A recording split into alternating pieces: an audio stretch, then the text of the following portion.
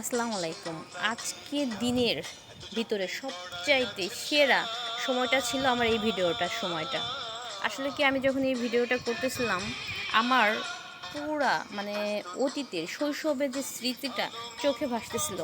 আমার মনে হচ্ছিল আমি যদি সেম আগের জায়গাতে যেতে পারতাম, সেই শাপলা তোলা, সেই শালুক উঠানো, সেই ছোটো চুলায় রান্না করা, সবাই একসঙ্গে নদীতে গোসল করা, মানে বলার বাহিরে। আমি একদম মনে হচ্ছিল যে আমি ওই সময়টা পুরাপুরি আমার শৈশবে চলে গিয়েছিলাম। আসলে আমি যদি আই মিস ইউ, আমার শৈশব বলার বাহিরে। আমার মনে হচ্ছে যদি আমি সেই ছোট হয়ে যেতে পারতাম আগের মতো, আগের দিনগুলোতে ফিরে যেতে পারতাম, খুবই ভালো লাগতেছিল।